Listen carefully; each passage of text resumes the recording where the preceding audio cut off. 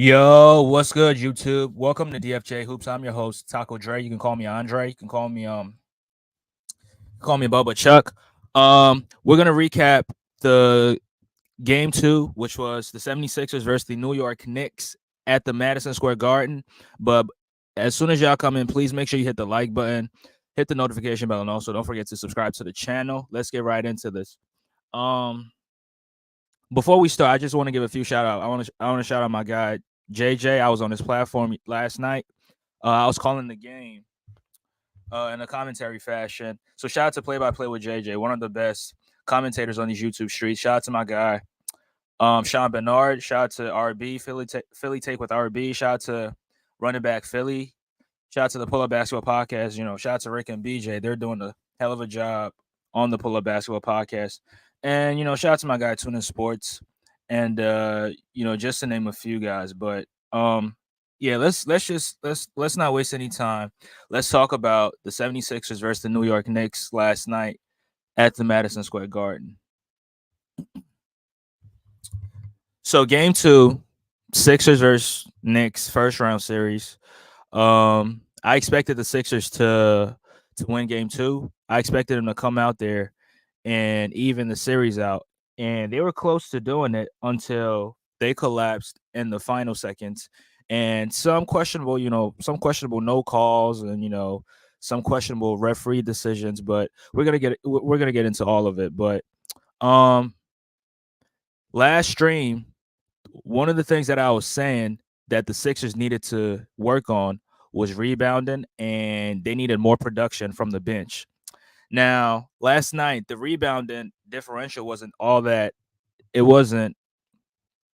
It wasn't all that crazy because the Knicks only grabbed two more rebounds than the Sixers, so they did a better job getting on the glass and boxing out and getting guys off the rebounds. I mean, Josh Hart did finish with 15 rebounds, but 11 rebounds were defensive rebounds, and he had 4 offensive rebounds. So, in my opinion, I think the Sixers did improve rebounding the basketball because the last game they got 22 more rebounds than the Sixers, but last night they only had 2, so that's an improvement. And the bench points, Nico Batum came off the bench. He gave you 6. Excuse me. Buddy Hield came off the bench. He gave you 2. Paul Reed gave you 2 points. I mean, Paul Reed didn't really play a lot of minutes, so yeah, his 2 points, that's not enough. But I mean, we also have to consider he's not playing. He's not playing a lot of minutes. So where do we expect him to? How do we expect him to produce if he's not playing a lot of minutes? But let me just get into these comments right here. And shout out to my guy Bruce. Says, "What up, DFJ Hoops? What up, Bruce? I appreciate you for being here." Humble Man says, DFJ, what's up, fam? Yo, what's up? What's up, Humble? Appreciate you for being here. I hope you can hop on today, bro. Joel don't look healthy, but I still think y'all can push it to 7 games. Yeah, I mean, I think the Sixers can win it in 6. I mean, you can call me delusional, call me crazy, or call me whatever, but I think the Sixers can win in 6. Bruce says, you're correct. The team choked. Yeah, they did choke, but I mean, we're going to get into it. You should be up 2-0. Brunson has been atrocious. Yeah, Brunson has been atrocious. And, credit to Kelly Oubre, who, he struggled offensively, but defensively, he's had Jalen Brunson in the straitjacket. Like, he's making it difficult for him. He's getting into space. He's crowding his airspace, making it tough for him. And Jalen Brunson does get away with a lot of some questionable foul calls. He's allowed to bump off the defender and then draw contact, but Tyrese Maxey's not allowed to do that. And that really pisses me off. Shout out to my guy, Thomas Talented. What up, bro? He says, low. Oh, you're laughing at what Bruce said?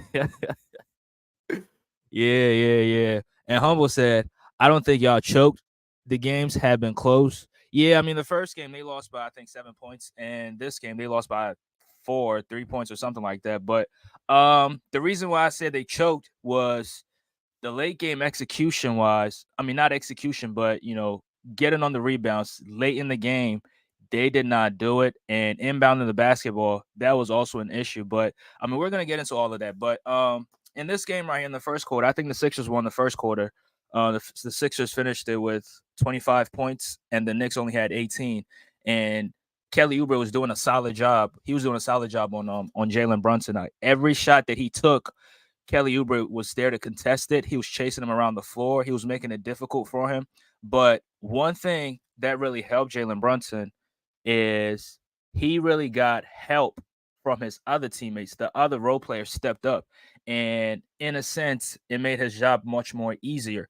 Now, looking at the stat sheet, DiVincenzo gave you 19 points. Brunson gave you 24, even though he took 29 shots to get 24 points. That's terrible. But Isaiah Hartenstein, who is probably has one of the best floaters for a center, keeps hitting those, those corner pocket floaters around the basket. He makes it every time. He finished with 14 points. Josh Hart gave you 21, and OG Anunoby gave you 10. So that's balanced offense right there, in my opinion, because all starting five for the Knicks, everybody was in double figures. Now off the bench, McBride gave you 9, Bogdanovich gave you 6. He hit some big threes, down the stretch. And Mitchell Robinson, I mean, he gave you 1 point from the free throw line. He got to the free throw line. He split it those pair. But yeah, the Knicks got production from everybody in that starting lineup. So even though Brunson was struggling, he did have a lot of help from his teammates. Now, the Sixers, on the other hand, Embiid, he gave you 34 points, 11 rebounds, 6 assists, and a block. He had that huge block on Miles McBride. That block right there got me riled up because I was like, okay, Embiid is doing something. He's being active defensively. And Maxey gave you 35 points, 10 assists and 9 rebounds. He was 1 rebound shy from getting a triple double. So Maxey got on the glass much more than he did in game one. I think game one he only had two rebounds, but in game two he gave you 9. So the Sixers are really doing a better job rebounding the basketball. I mean, total rebounds for the Sixers was 44 and the Knicks 46. So just 2 more rebounds than the New York Knicks. But Tobias Harris, he got on the glass too, 9 rebounds. Kyle Lowry gave you 6. Nico came off the bench and gave you 5. But I mean, all in all, just at that last minute, that one rebound that you couldn't get is the one that cost you the game. Let me look at what Humble says. He says, we'll have to see how Philly responds at home. Absolutely. Absolutely. And I believe role players play better at home. So, yeah, I'm hoping to see that.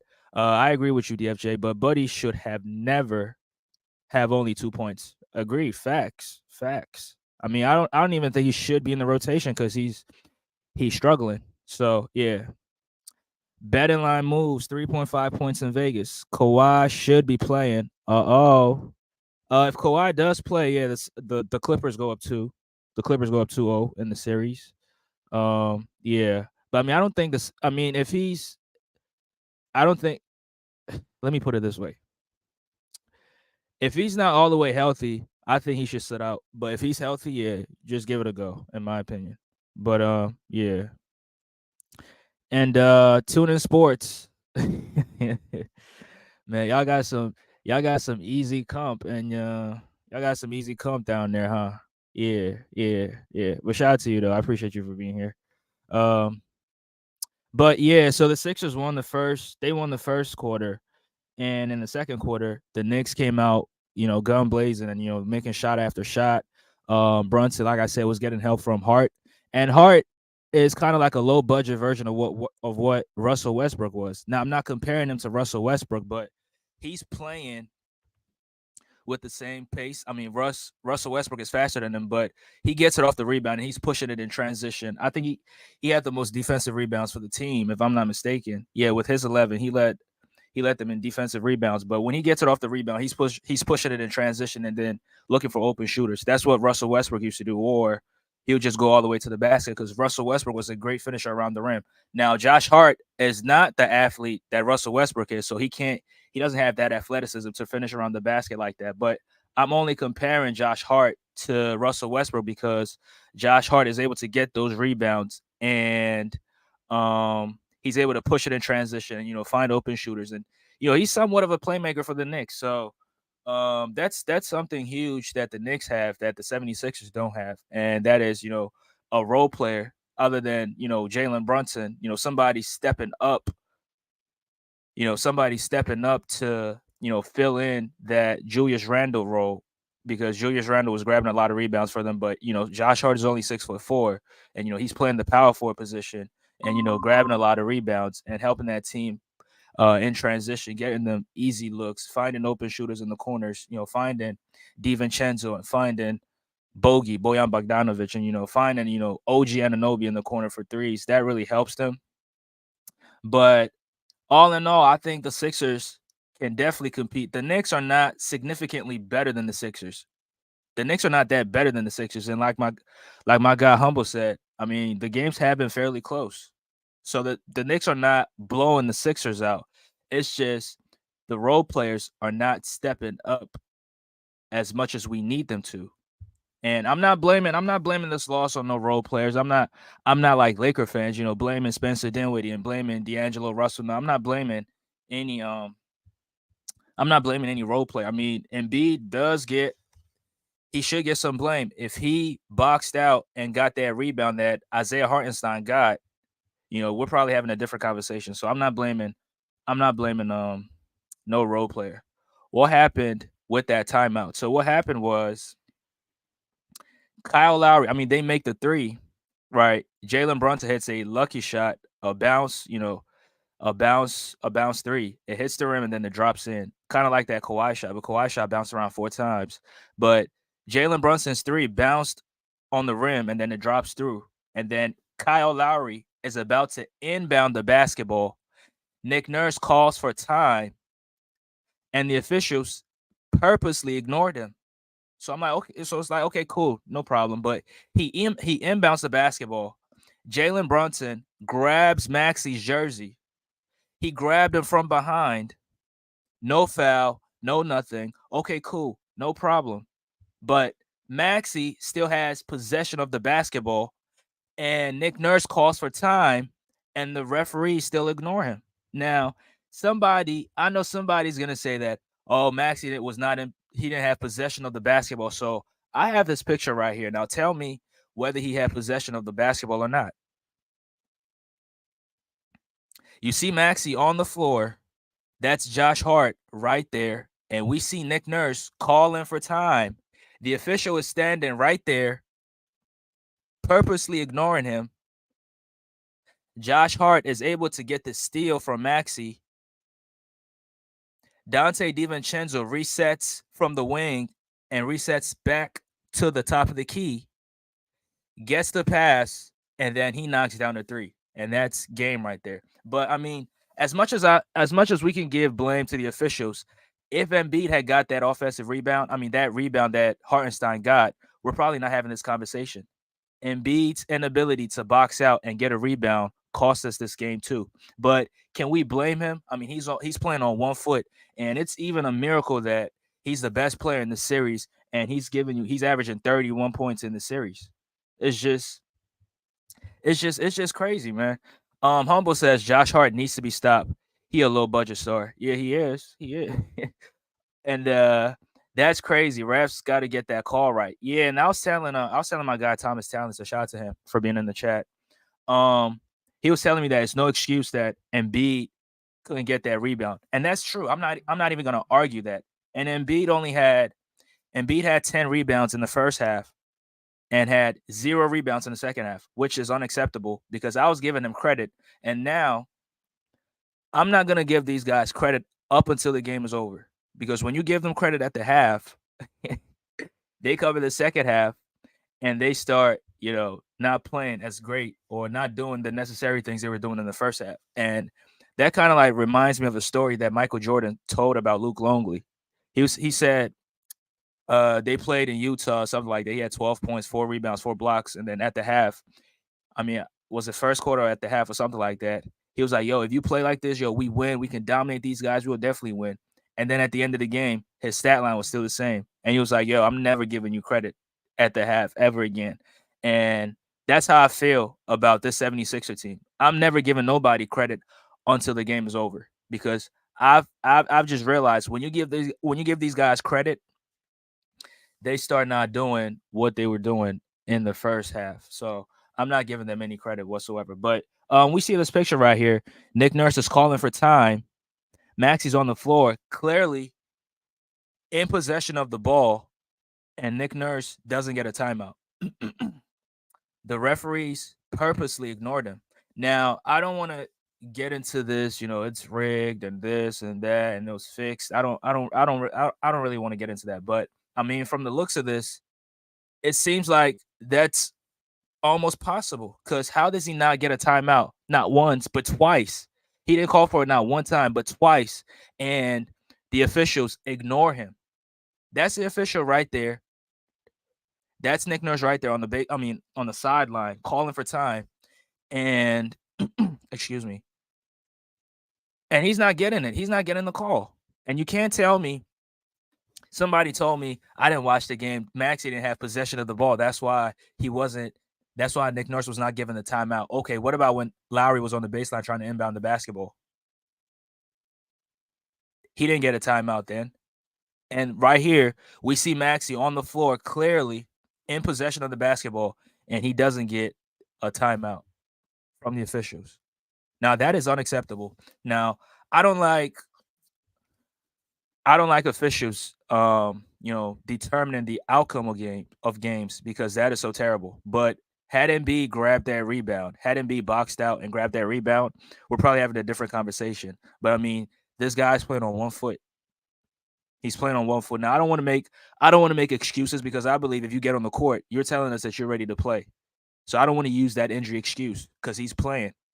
And he dropped 34 points and 10 rebounds.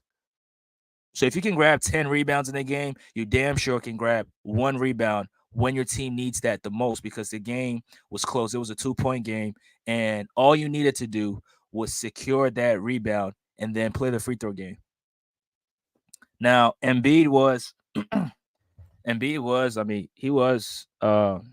the free throw line. He wasn't his best. 66% from the free throw line. He was 8 for 12 from the free throw line, which that's not Embiid. That's not Embiid standards because he usually shoots 80% or above, or sometimes 85% or above. But you could tell. I mean, he's not getting enough lift off that left foot, so maybe that is a reason why he missed those 4 free throws. But Lowry splitting those free throws down the stretch, that hurt the Sixers. And I can't even blame Maxey because Maxey's just he had. All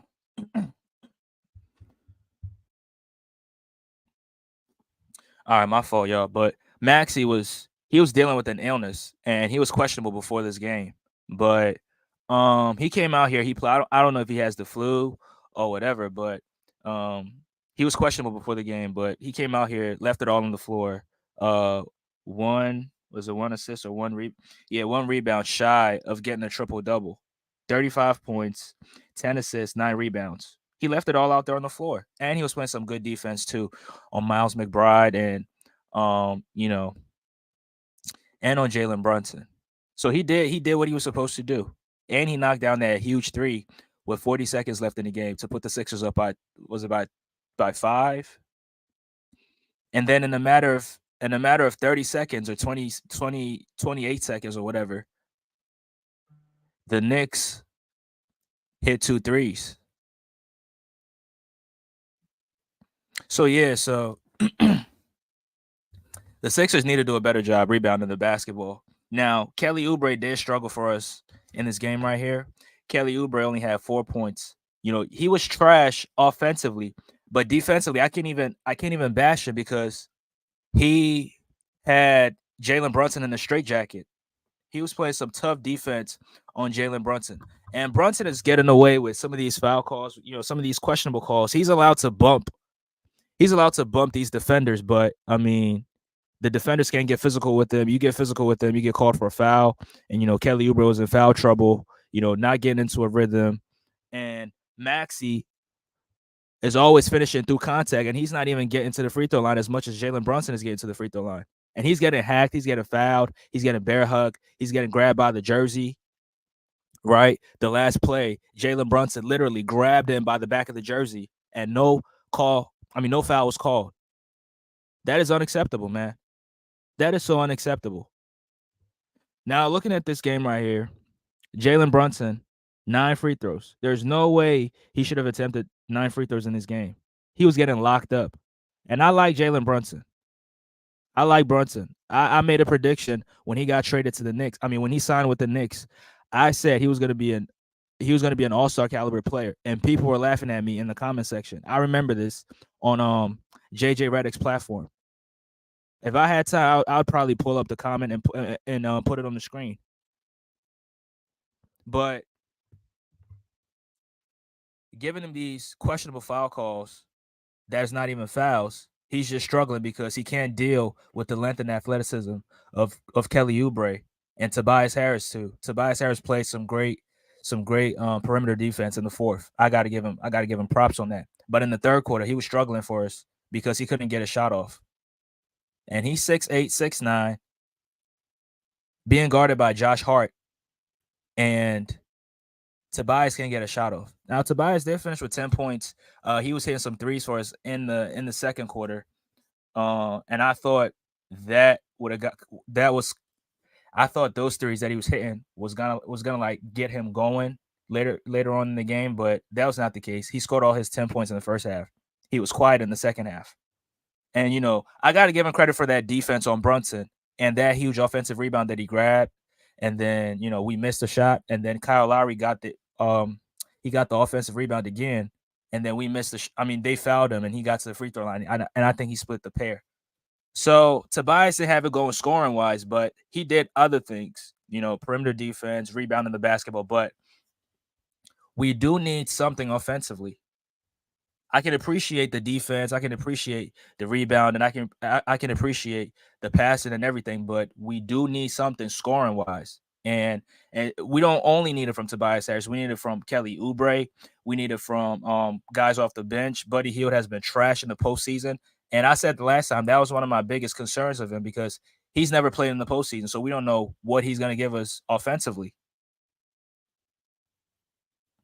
Now, as I was saying about Kelly Oubre, I mean it's very difficult. I was telling Thomas on Instagram, it's very difficult being a two-way player. So that's why I like two-way players like Paul George, Kawhi Leonard, and all these guys. I mean, Kawhi's not doing it at the same level that he was doing it 5 years ago, but he's still a two-way player regardless. It's very difficult being a two-way player if you have to guard the number one option of the opposing team and then turn around and give your team 15 or 16 points. It's very it's very difficult. It's very difficult.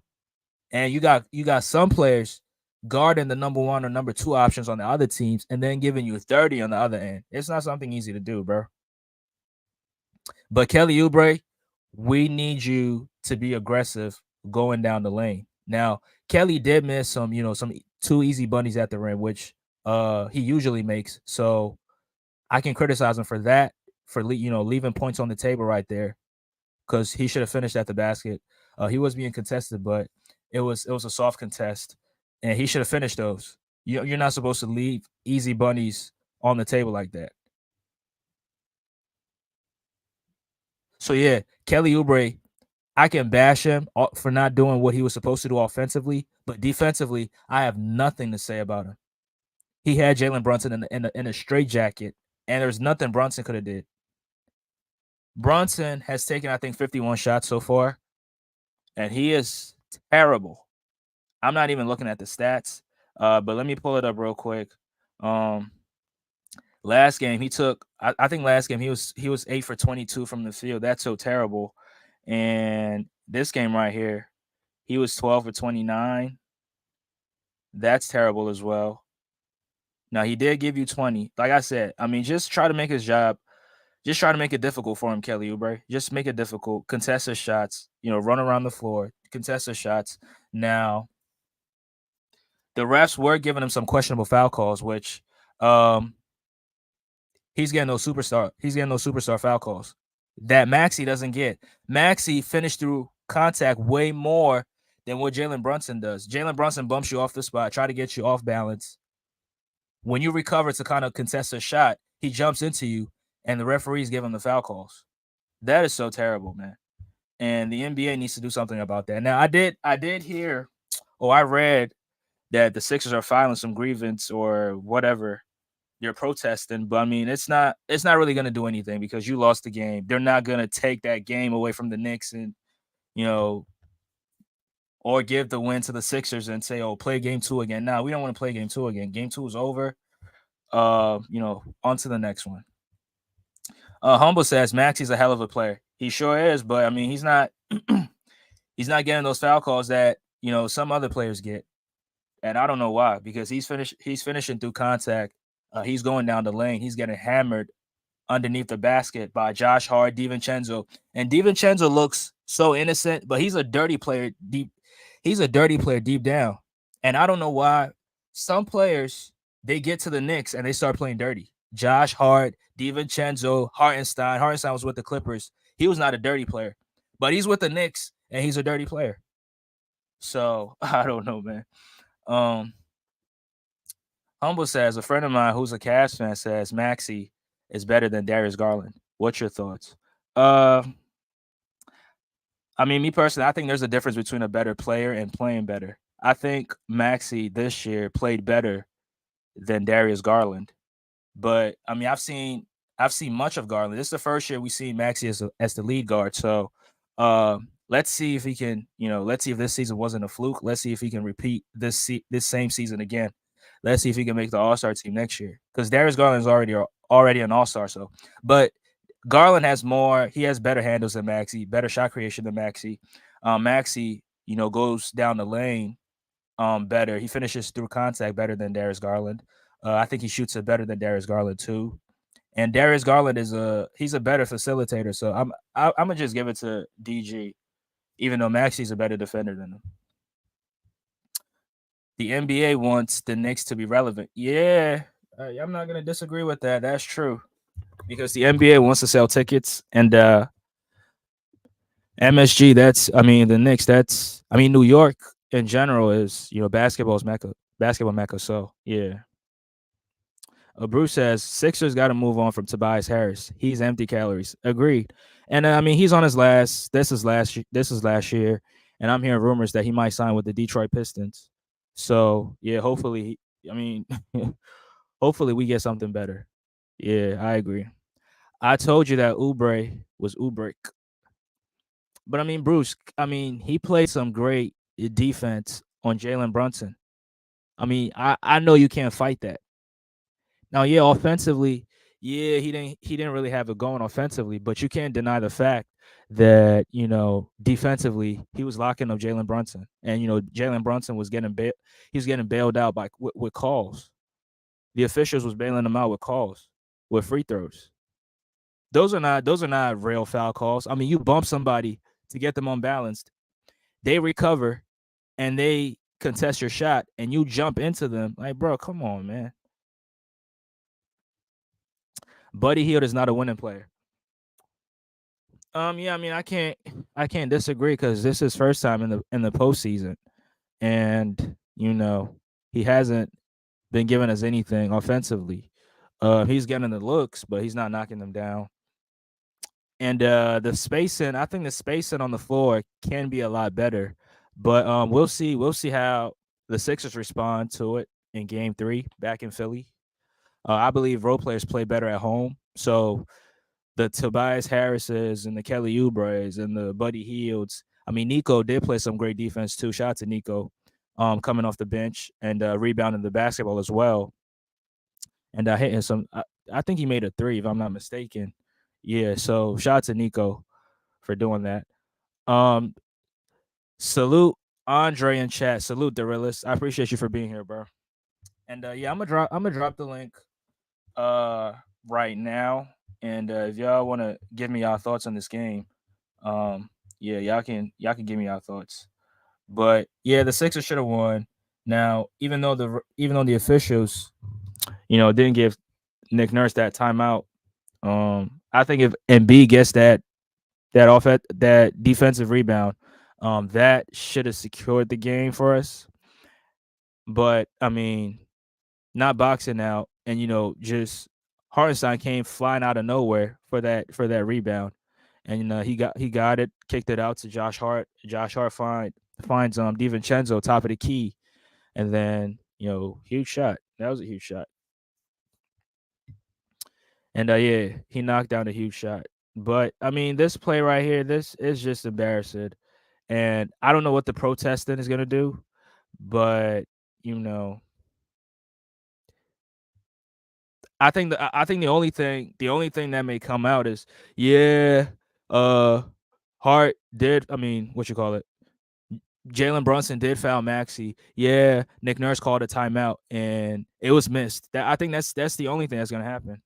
I think that's what the conclusion of this protest might come down to because after the Clipper game, yeah, they did what you call it?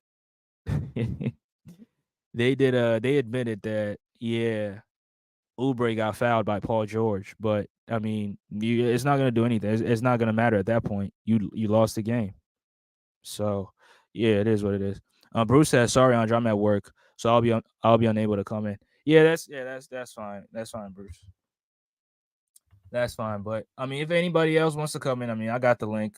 You can hit the link and join, and give me your thoughts. If there's any Knicks fan in here, you can give me your thoughts as well.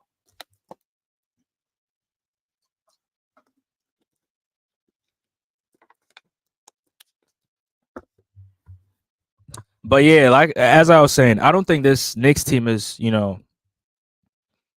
overwhelmingly better than the Sixers. I mean, these have been close games. Now, in game 3, I do believe the Sixers are going to win game 3. Now, the Knicks did what they were supposed to do. They protected home court. I'm hearing some Knicks fans saying it's going to be a sweep. I mean, my dad is a Knicks fan and he's telling me it's going to be a sweep. I'm like, just stop it. Just stop it. I mean, y'all did what y'all was supposed to do. And yeah, I mean, some Sixer fans are,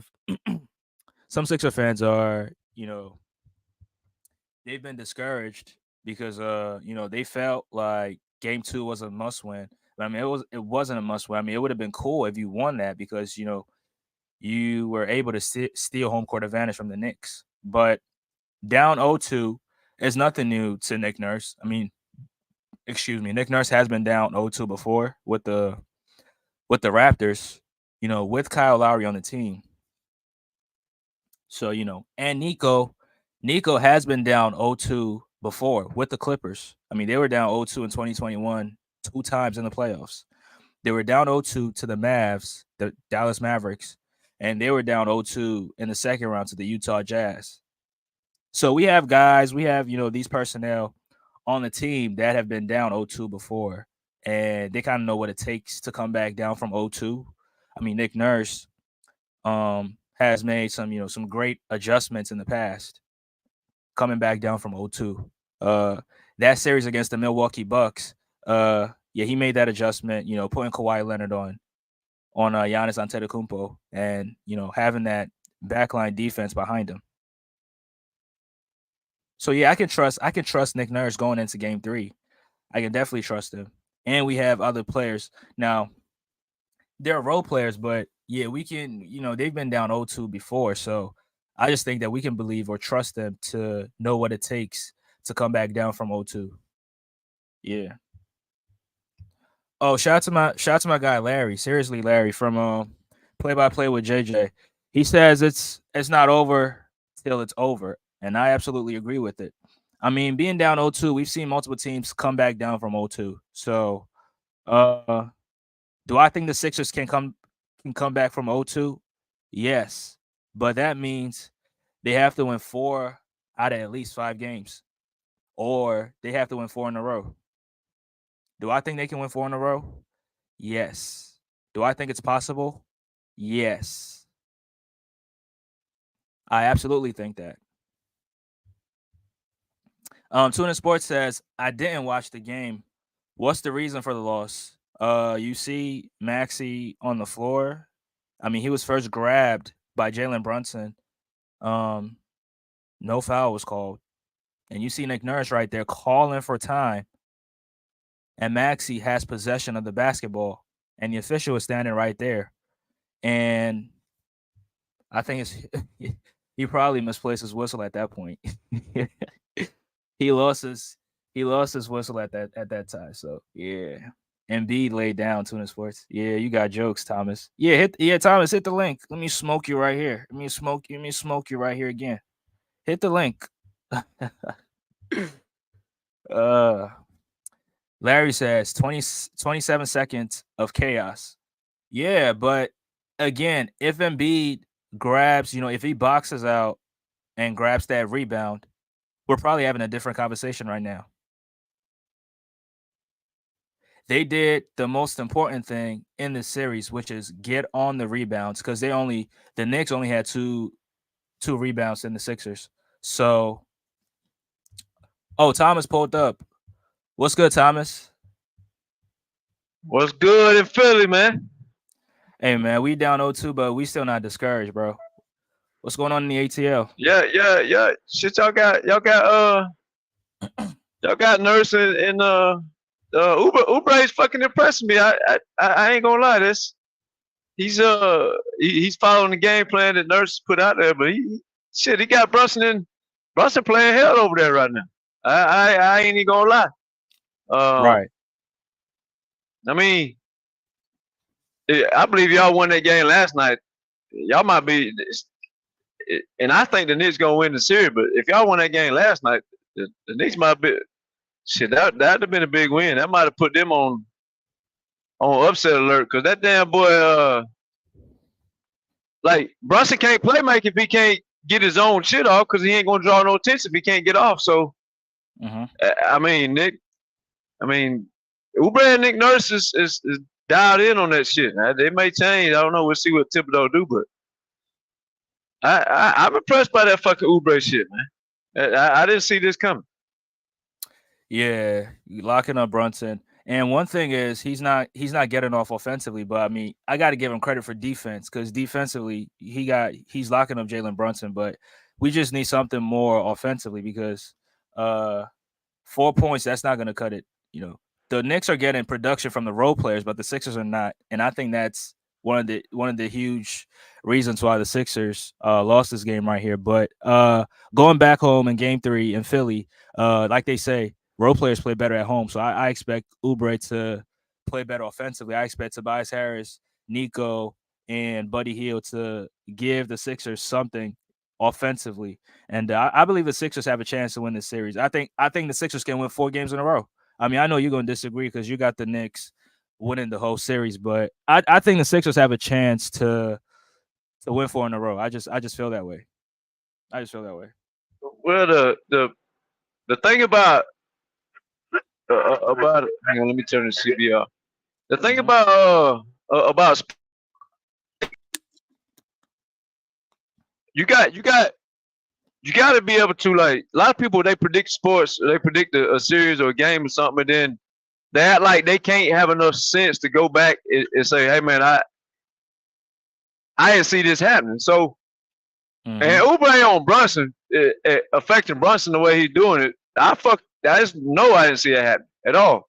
Right. So that's gonna make it a tougher series, but that's the difference between me and a lot of other people. Is like I can stand on business, but I also know when I fucking see something that I think can make.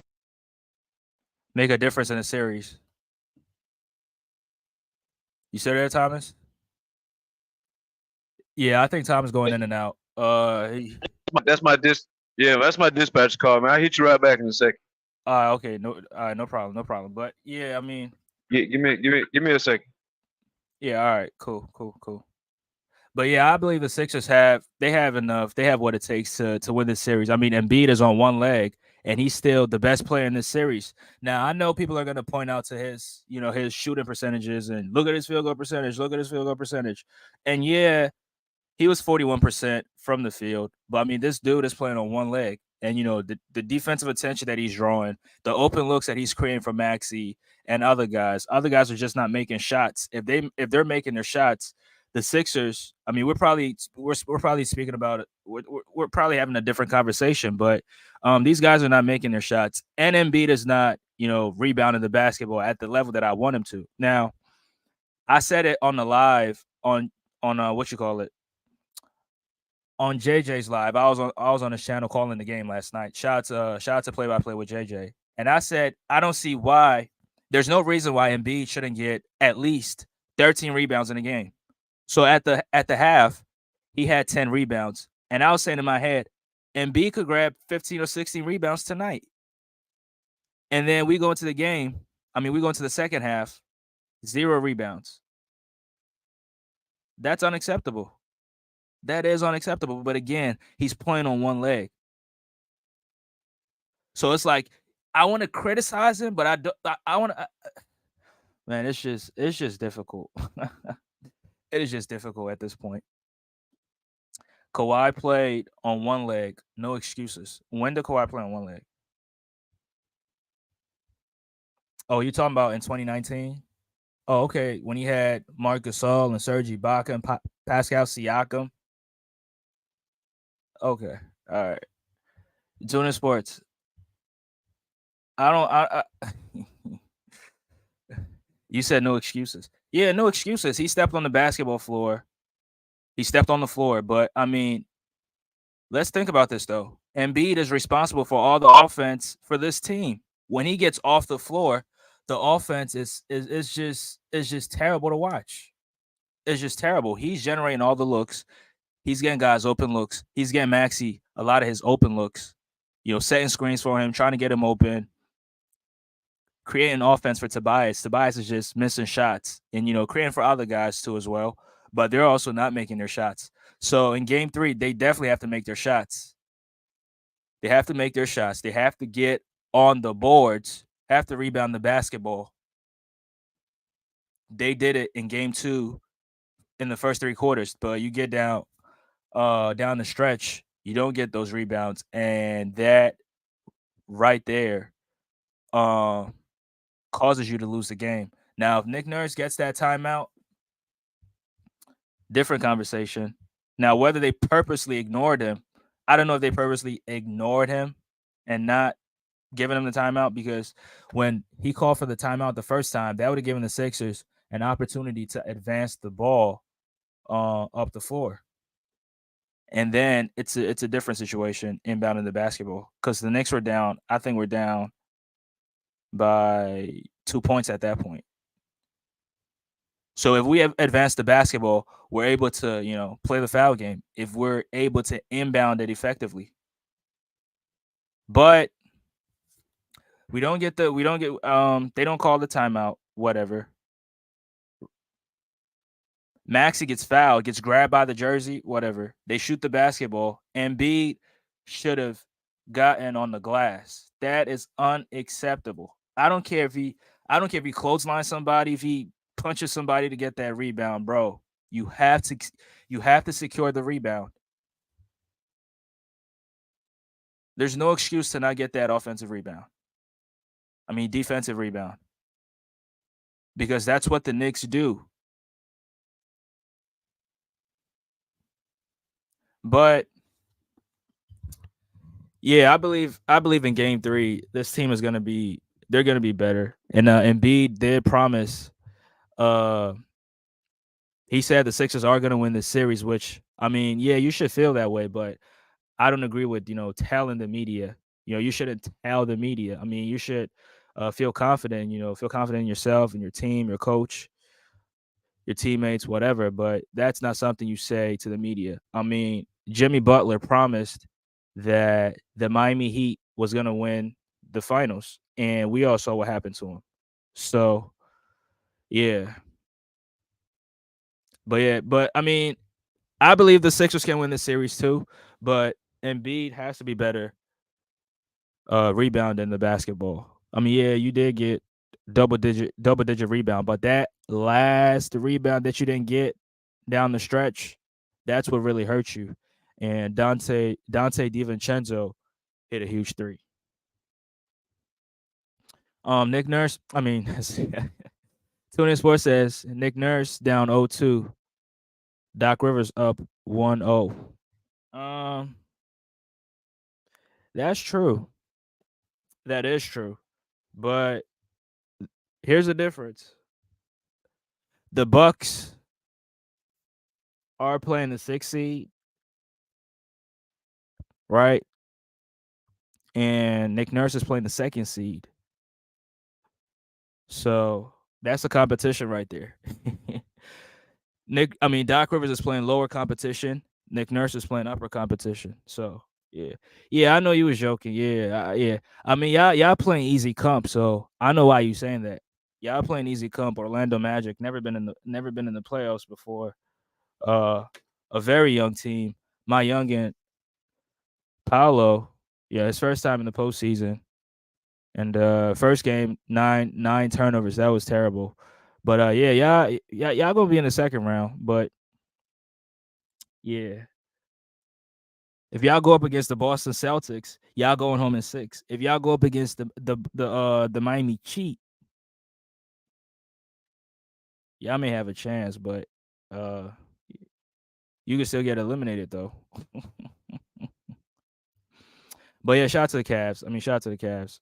They should take care of this. They should take care of the series in 4 games, 5 at max. So yeah. Bucks gonna need that out of Dame. Pacers winning game 2. Mm. Oh, so you think they splitting it? I don't know. I think the Bucks they're gonna get past the Pacers. Before the series started, the Bucks are gonna lose this series. Like, come on. And Halliburton had a terrible game 1, but I think he'll definitely bounce back and be a lot better in game 2. They might win game 2, but if Damian Lillard plays the same way as he did in game 1, Milwaukee should easily win game 2. Yeah, but that's how I feel about it. But let me get into these last things right here. I don't know if Thomas is gonna pull back up, but um yeah, Embiid has to be better rebounding the basketball. Um he created some open shots for his team, for Maxey, for everybody else. They just couldn't make shots. And 6 assists. It could have been more had the team made shots, but just onto the next one. Role players play better at home. Nico might have another play-in tournament type game. He might hit 6 threes. Who knows? Uh, but Nico's getting a lot. He's getting a lot of minutes. 32 minutes. Um, 6 points, 5 rebounds, and he did play some effective defense on Jalen Brunson. And I think Brunson he struggles with length, and sometimes he gets bailed out with calls, and these are some of the calls are questionable. But yeah, he absolutely struggles with length. So Embiid has to be better. The shot making, Embiid is going to make shots. He was making some tough shots, some tough turnaround fadeaway shots. Those are tough shots. But yeah, he needs to be better rebounding the basketball, especially down the stretch. And just continue to create open looks for the team. I think that should be what Embiid should be working on. But having 2 days, having 3 days in between games, that would be very, very beneficial because they might watch film or practice today, and then watch film tomorrow, and then get ready for game 3 on Thursday. So yeah, having 2 days off, that's really going to be beneficial to the team. And then after Thursday's game, they have another 2 days off. So yeah, that's definitely Embiid is going to definitely need those extra days. So yeah, and Maxey got to get in the weight room. Maxey got to get in the weight room. There was a play, he got a rebound, and Miles McBride just ripped it out of his hands, and Maxey went on the floor. And like, yeah, you got to get in the weight room, bro. You got to get in the weight room. But Maxey did play. He did play. He played good. Like I said, he had an illness, but he still came out there to play, and he showed up for the team. And this was his flu game. 35 points, 10 assists, 9 rebounds. that's huge for the Sixers. Now, if he was healthy, it would probably it was probably a 40-point game. And Thomas, I thought you said OG was baby Kawhi. And Maxey's taking him to the cup, shooting in his face, stopping on a dime, pulling up in his grill. I mean, I don't know, bro. I don't know. I don't know, bro. But yeah, Maxey. Speaking of Oubre, just keep doing what you're doing defensively. Just stick with Jalen Brunson, be in his pocket, contest all his shots. I mean, they're gonna call some questionable foul calls on you. Some terrible calls may not go your way, but just keep playing defense. Um, keep holding them to an inefficient night. Let him take 29, 30 shots to get 22 or 23 points, and that will definitely go in the favor of the Sixers. It's just sad that you have to flop your way to the free throw line to get calls. And Brunson is flopping, flailing his head backwards, throwing his arms around, and just trying to sell a call. It's just terrible, bro. It's just so terrible. Tobias, I appreciate the fact that you rebounded the basketball and the perimeter defense in the fourth, but we do need some offense, and Kelly Oubre too. We do need some offense from y'all. So, y'all got to step up offensively and help out Maxey and Embiid. Now, Tobias with the 9 rebounds, that helps Embiid, rebounding wise, but offensively, we got to get something. We got to get something going. Get on the block. If you got to take advantage of mismatches, just do that. Josh Hart is only 6'4". You're 6'8", 6'9". You should definitely be winning that matchup, but Josh Hart is completely outplaying you in the series. Josh Hart had 21 points and 15 rebounds.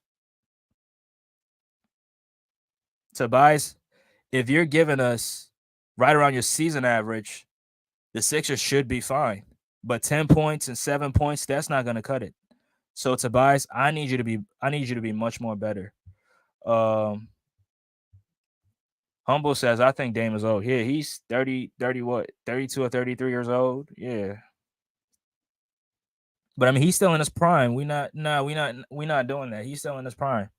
He made the All-Star team. He was a starter, so I mean, I'm not saying if you're a start on the All-Star team, you're in your prime, because LeBron started for the West, and he's not in his prime. So, but Damian Lillard is absolutely in his prime.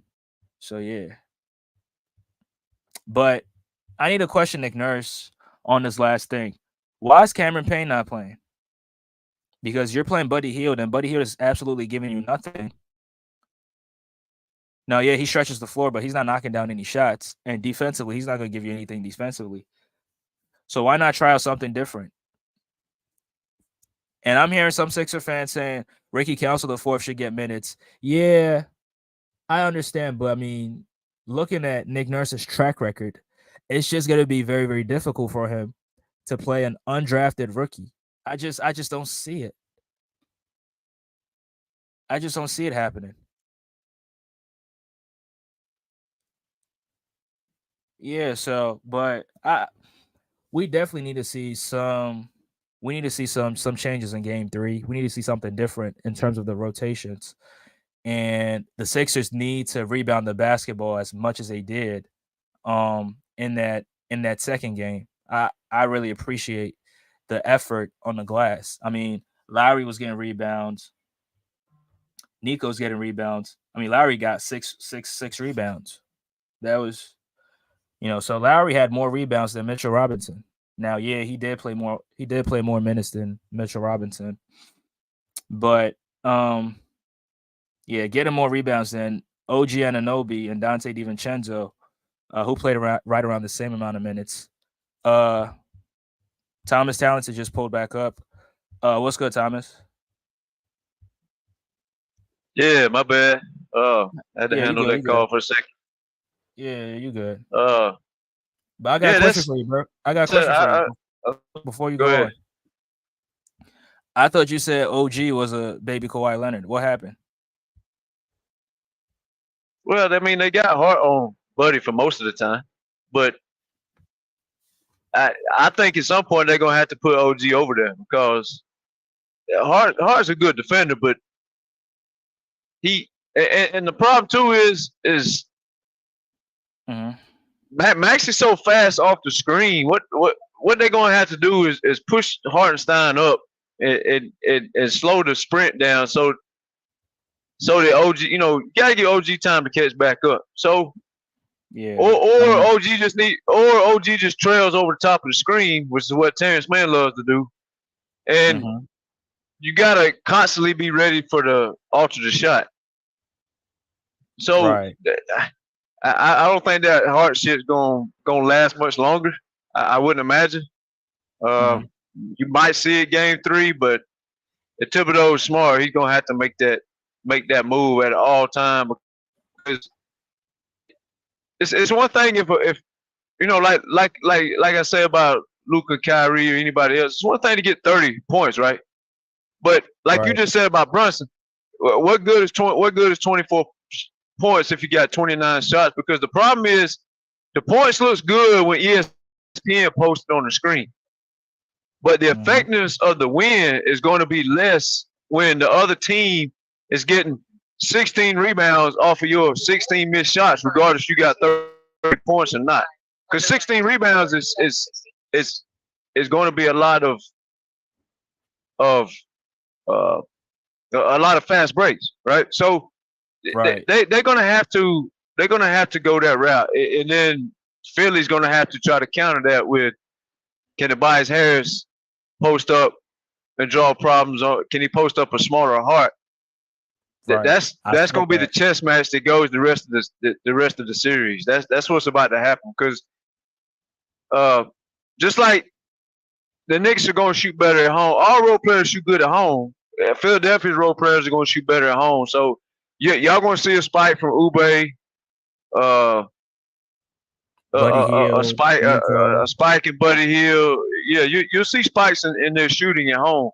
So the offense will pick up for y'all, which will force the Knicks to have to go, because the thing with Maxey is he sit down fast. On the right, toward US 60 you gotta still be able to have somebody trailing behind him that he's worried about shooting that jumper. Right. And that's the problem Luka had with T-Man. He didn't want to. If you watch him, he kept trying to pump fake to get an advantage because he never believed he could get a shot off. And Coffee and T-Man did a great job of staying down. And then that's the same thing that Thibodeau is going to have to do with OG. That way you make Maxey think instead of just coming off shooting. Because they're not going to shoot when they got all that length on their backside. Kind of like Westbrook did with Kevin Durant by trying to alter the shots from the back and shit like that. Pause. But that's about to be the chess match. You got to force. If you're the Knicks, you got to go make Tobias go to work on Josh Hart and see how that goes. Right. Because OG gets over there once in a while, but it needs to be a full-time ordeal, because the same way I tell y'all about when I was telling everybody about T-Man with the Booker shit. When Booker hangs 20 in the first quarter, bro, it's already too late at that point. Yeah. He's already in the rhythm at that point. Yeah. So if Maxey gets in the fucking rhythm, man, like any top scorer is gonna, they say, you ever heard? Well, of course you heard it, but the saying is, great offense beat great defense sometimes. Well, good offense won't beat great defense, but that great offense comes from already being in your damn bag, like already being in the microwave, which is the same problem, which I try to explain to Dallas fans that they gonna have, because when y'all facing PG Coffee, Terrence Mann, and Westbrook, y'all not from that bag early and often. Right. So you're gonna have to try to find somewhere to pick that shit up. So you got to make Maxey come off a cold stretch in the first half, the third quarter, and see can he duplicate what he's doing in the fourth. But then, like I said, the 76ers got to turn around and counter that shit by seeing can you get Tobias Harris? Because Tobias do got a nice little post up mini game when he goes to work. He do. He shoots. He will shoot over the top of people. So that's the chess match you about to see in Game 3, I believe. I believe you about to catch OG on Maxey full time. I could be wrong, but that's what I think gonna happen.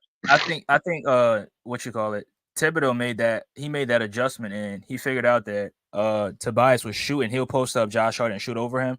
So he made that adjustment and put OG on Tobias because they're right around the same height, and Tobias can just post up OG and shoot over the top of him because OG has a better chance of blocking his shot. So I think what you're saying, I mean, if you want to put OG on Maxey, that means Tobias is going to have to step up and get on that block and post up Josh Hart and try to go to work from that box area because that's going to be the best option for the Sixers in my opinion because OG on the island, OG can lock up almost everybody. But I mean, Maxey's so fast, so sometimes he might blow past him, and then somebody has to step up to kind of like cut off that driving lane to stop Maxey from getting to that basket. But I just think that in Game 3, Thibodeau's going to definitely make that. He's going to definitely make that adjustment, and Tobias is going to have to step up huge in that game. So yeah, I expect a Tobias Harris of between 15 and 25 points. But hey, I'm not going to guarantee it, but I expect that to happen in Game 3. Yeah, that's got to be the move because at the end of the day, you never get sent home by game plan A. You can never do that. If they got a better game plan B and C than you got, then you tip your cap and you revamp in the offseason. But there's no way Thibodeau can sit there and say, all right, I'm going home by allowing Maxey to cook up Hart all night. Right. Or you could try to blitz Maxey and force the ball into other people's hands. I mean, he could try that, which is what the Clippers should have done when they was facing Luka with them weak ass defenders. You blitz him and get the ball out of his hands, and then say, okay, can Hardaway send me home? Right? That's the same thing Tibbs is gonna have to do. You can't leave OG on Tobias and say I'm gonna let Maxey send me home. That's called ignorance. Is it right? So it's like I tell BJ sometimes we talk. You gotta fight fire with fire. You don't send a fucking water bottle into a forest fire and say, all right, I'm gonna see if I can put this fire out. That's called ignorance. No, you put the defenders on the court and put them on who they're supposed to be on, and you say, all right, if Tobias can send me home, Nico can send me home, Buddy Hield can send me home. Okay, I'll tip my cap, but I'll be damned if I'm letting Maxey send me home with my best defender over here because I'm focused on Tobias. Nah, hell no. If Tobias like that, then he got to be like that. He got to show me. Right. So that's what Thibodeau is going to do, I would imagine. Because at some point in this series, I'm assuming that's what you're going to see. It's going to be full-blown OG on Maxey. Yeah, I expect that. I expect that to happen too. I definitely expect. Hang on a second. I got to go through this total check. Yeah. All right, bro. Yeah, I'm gonna close out soon anyway. So, Humble Man says we ain't here talking about old, but it's really Tom. All love, gang. Come on, Humble. But I mean, yeah, Sixers being down 0-2. I'm not really discouraged. I mean, I know a lot of Sixer fans. Some Sixer fans are discouraged, but I mean, like I said, Nick Nurse has been down 0-2 before. Kyle Lowry, Nico Batum, all these guys have been down 0-2 before, so they know what it takes. Even though they were not the best players on the teams that came back down from 0-2, Nick Nurse was the coach for a team that came back down 0-2, and they were playing against the first seed Milwaukee Bucks. And Nick Nurse made that huge adjustment, put Kawhi on Giannis, like I said, and I had that pack line defense behind him.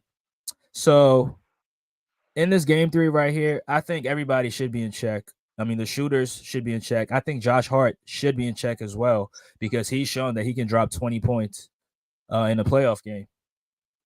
And if you're gonna if you're gonna let Josh Hart beat you in the series, That's not gonna be. It's not gonna look too good for you as a head coach. It's not gonna look too good for you. And the team got to have some pride and say to themselves that Josh Hart is not gonna beat us in the series because Brunson has been struggling, but the difference is he's getting help from every other player on his roster. Josh Hart with those 2 20-point games.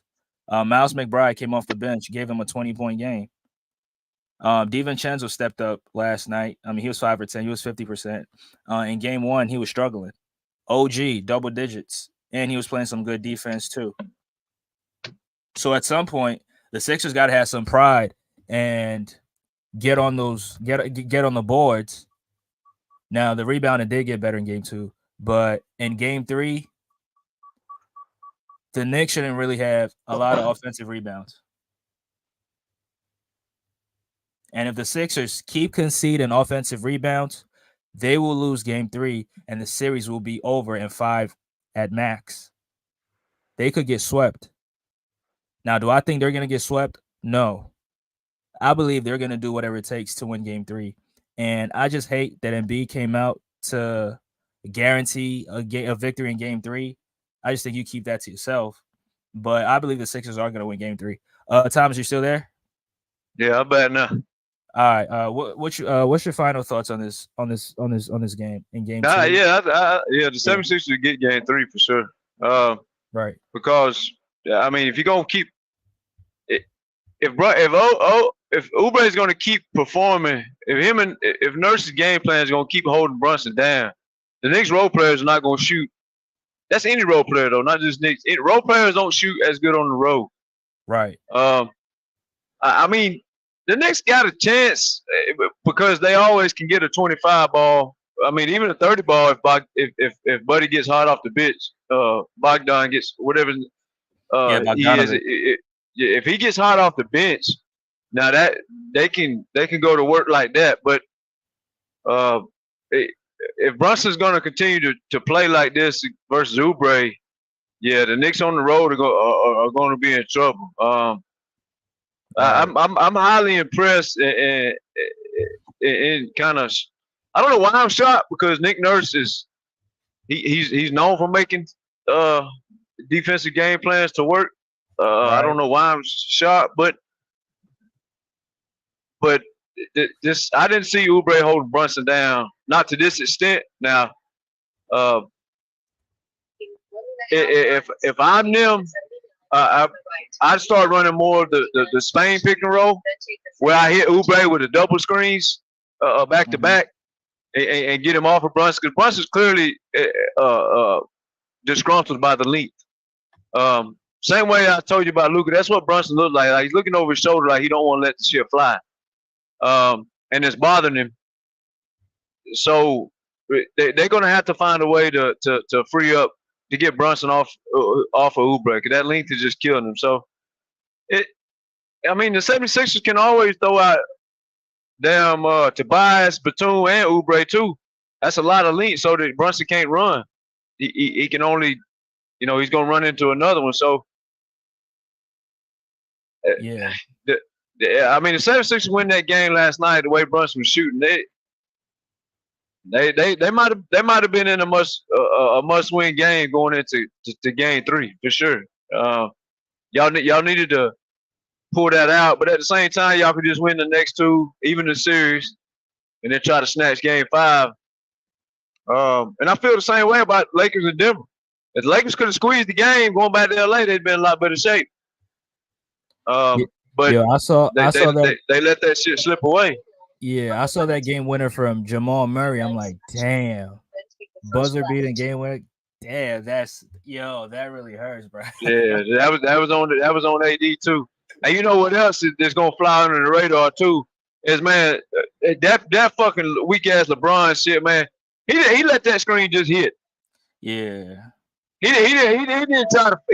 He didn't even try to turn around. He knew a screen was coming. Everybody in the world knew a screen was coming. And he didn't give 2 fucks. Mm-hmm. He just let that shit hit him, like he didn't see it coming. He just gave that roll up. He didn't want none of that game winner.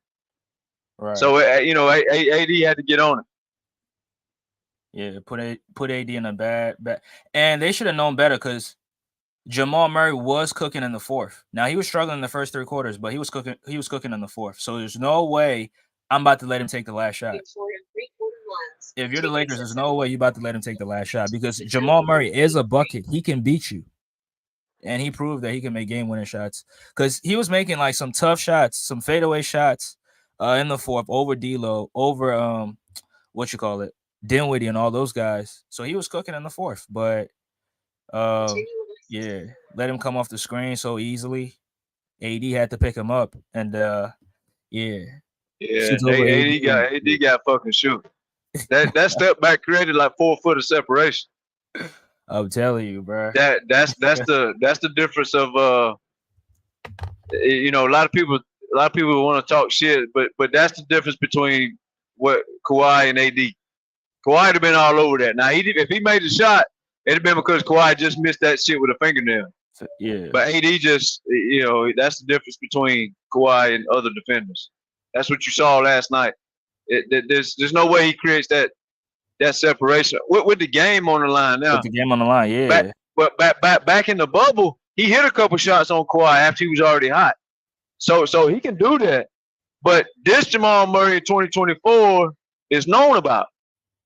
Jamal Murray 2020. Nobody knew who it was. Nobody knew who he was, right. So you kind of get away with a play here or there where the guys are, oh, you got that in your skill? Okay, next time I'll be on. I didn't know you could do that. Next time I got to it. So, but 2024, AD had to know that Jamal Murray wasn't going to take that shit to the rack and challenge AD at the rim. Surely he knew that. So why in the hell did you get caught on a step back? But he got caught and shit. That's why he looked over there. What you call it? A casket. That's why he looked over there. That was a fucking casket. That dude in the fucking crack on the front row in a casket, cut. That shit was bad, man. That was a casket, yo. I saw it. I couldn't believe it. No, that was a casket. But hey, what about this though? What about shout out to LeBron being scared of the fucking free throw line? LeBron ain't never in his fucking life been known for game-winning 3-pointers. Never. Now he might hit one out of 20 years. Yeah, he did. We might have hit one, but that's not. But that's not. You're not known for that. Fucking sun shines on dog's ass every once in a while. That don't mean you can still do it. Right. That motherfucker didn't want no smoke in the free throw line. He said he sold the team success for his fucking personal accomplishment resume. All he wanted to do that for was just so he could say he did it. Right. But you so you got no rim protection in Joker. So you should have went to the rim and forced them motherfuckers to block your shot or foul you. Right. But instead you sold your soul for yourself. You put the Lakers playoffs on the line for your own fucking self 3-pointer. That shit was garbage. That was garbage. It's gonna be interesting. I bet you Nick Wright and Shannon Sharp and all them fucking clowns won't say none of that shit today. I bet you on the fucking shows. Oh yeah, they're not. Yeah, they're not. He sold the team out last night. Yeah, LeBron. I mean, he made just one game-winning 3 back with the Cavs. Yeah, 1-09. That's the only one. We've been watching basketball for 20 fucking years, and we saw one. And that's what. And so you telling me, Andre, Darvin Ham went into a timeout or came out and drew that play up? Fuck no. Nah, ain't no coach in the NBA drawing up a fucking LeBron 3 to win. Fuck no. Nah. That motherfucker sold out the team for his own personal ego. So he deserved to be down 2-0. And then he got 9 turnovers in 2 games. 9 fucking turnovers in 2 games. I bet they won't talk about that either. But yeah, they giving the microphone to cry about the fucking fouls. Man, shut your whining ass up, man. You get more foul calls. The Lakers get more foul calls than anybody on fucking earth. And you got all that to cry about fouls? You of all people talking about fouls. Are you fucking serious? Come on, man. Come on, man. That dude's a fucking clown. Yeah. But yeah, I think y'all can even the series because you're going back home. I didn't see this coming from Oubre and Nick Nurse. I ain't gonna sit up here and say I saw it coming. I mean, I kind thought of expected it because I mean, let's face it. Nick Nurse was the first head coach in the NBA to use boxing one in the finals. I mean, on Steph Curry, and he did it in the finals. And in that game, I forgot what game it was, game 3 or game 4. They was locking up Steph Curry.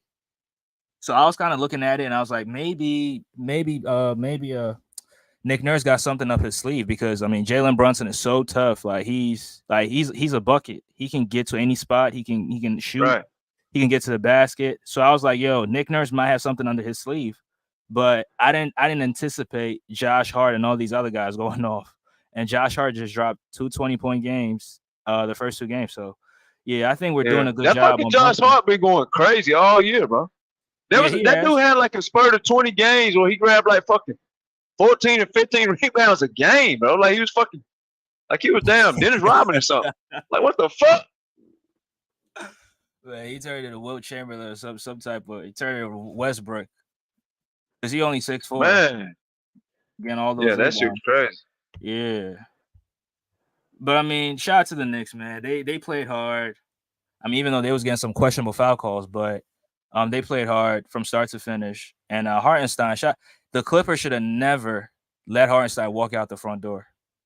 Yeah, that was a bad low. Hartenstein and Batum hurt to see them go. The other two, they play winning basketball. They don't play for the stats.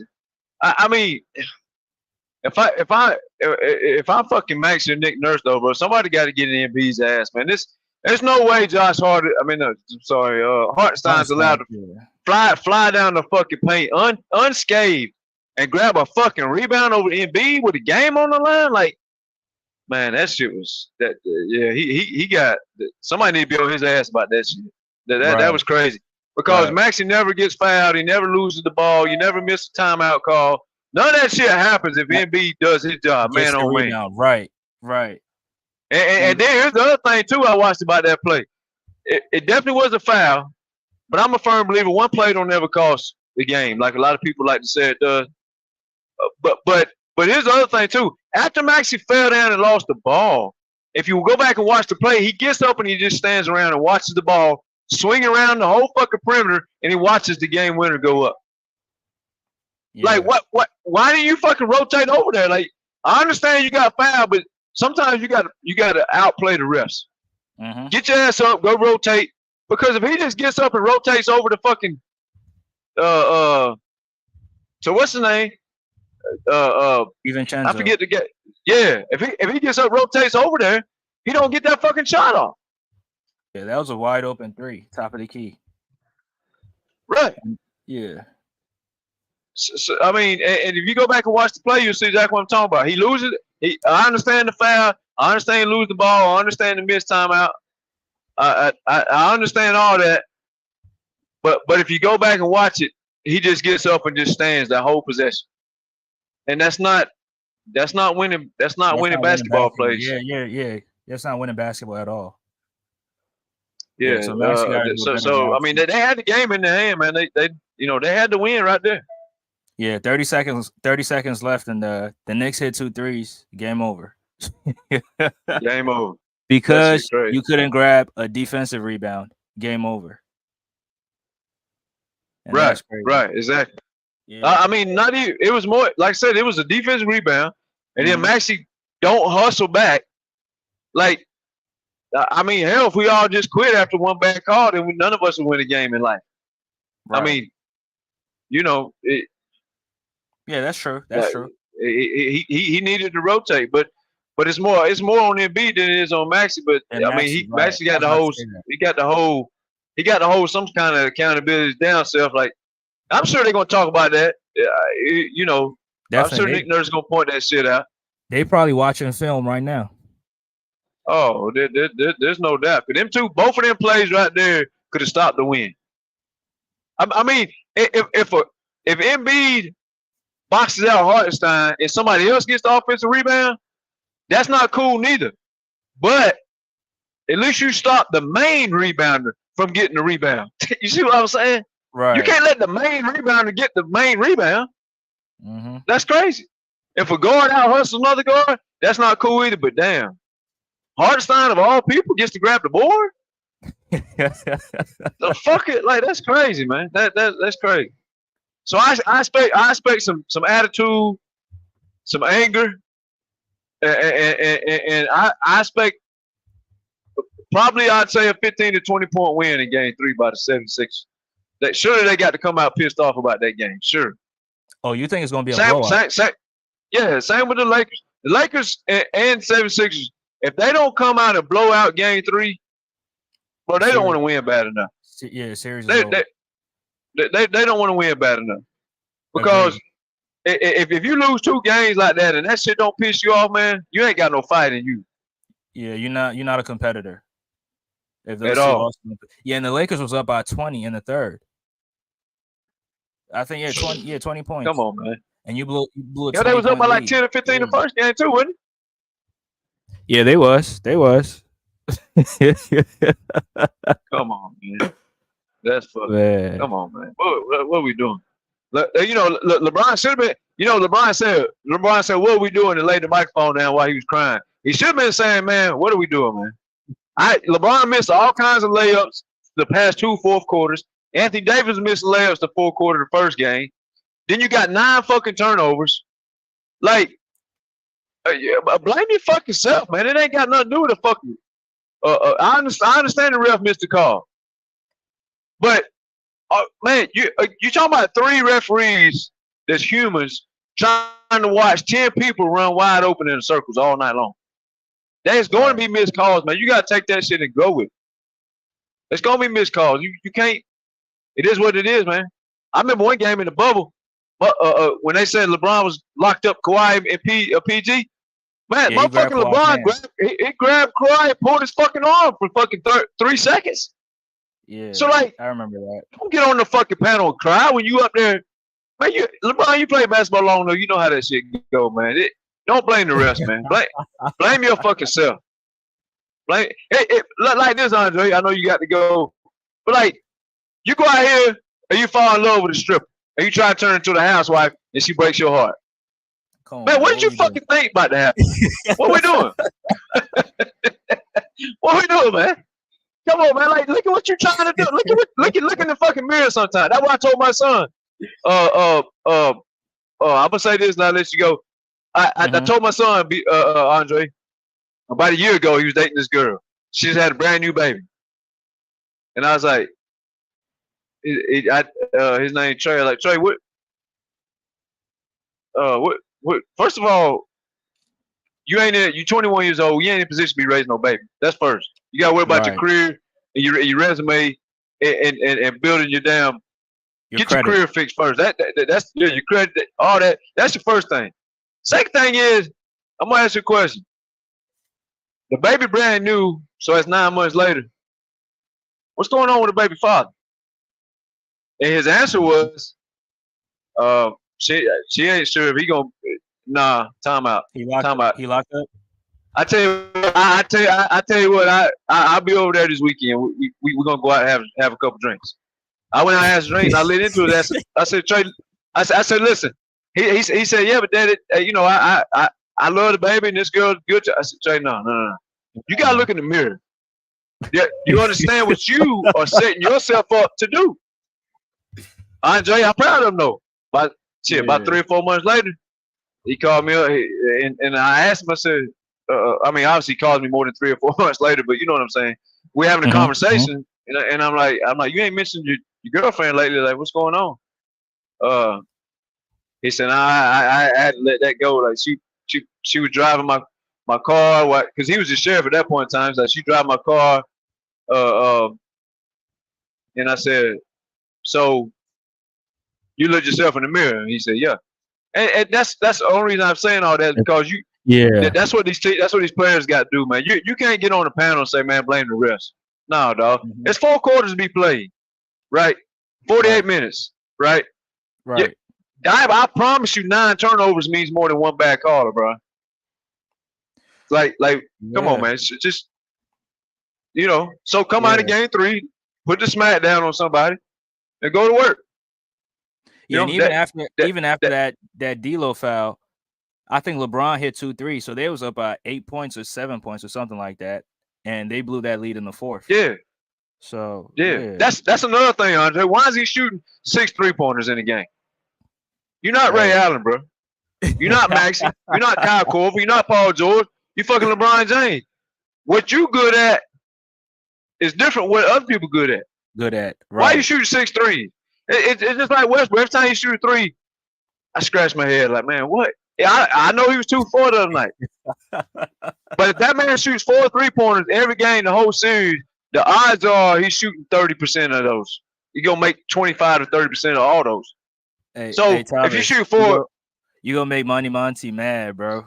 Now, I mean, the truth makes people mad sometimes, though. You know what? Westbrook is better at shit the other people can't do, though. Play to your strengths. Right. 6 threes by a non-3-point shooter, but you want to blame the refs? 9 turnovers by the guy who leads NBA history in turnovers? You want to blame the refs? Come on, man. Come on. Stop the garbage, man. Stop it. But yeah, Andre, good show, man. I know you trying to close it out, man. I'll let you ride. We'll chop it up on the pull up.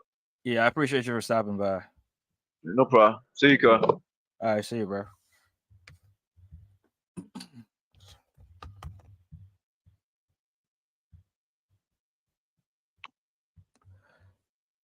Yep. So I believe the Sixers can definitely win this series, but it starts in Game 3. I think the Sixers can come out in Game 3 and take care of business, and they can absolutely win four games in a row, or if not, they can possibly win 4 out of 5 games. So, but I mean, I'm banking on the 4 games in a row because if this series goes to a Game 7, the Sixers are not winning it. I don't trust the Sixers on the road in the Game 7. And in the Embiid era, they haven't shown us that they can win a Game 7. They lost in 2019 to the Raptors in Game 7 on the road. They lost in 2021 in Game 7 to the Hawks. Thomas is a Hawks fan.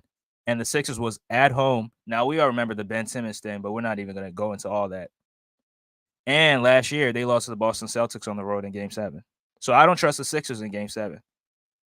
If it goes to 7 games, I'm not favoring them to win, but I think they can definitely win four straight games and close out the series at home. And that's what I'm sticking with. If you disagree with me, we can definitely talk about it. But that's all I got for Game 2. I'm gonna definitely preview Game 3 tomorrow, the same time. Yeah, I'm gonna definitely preview the game.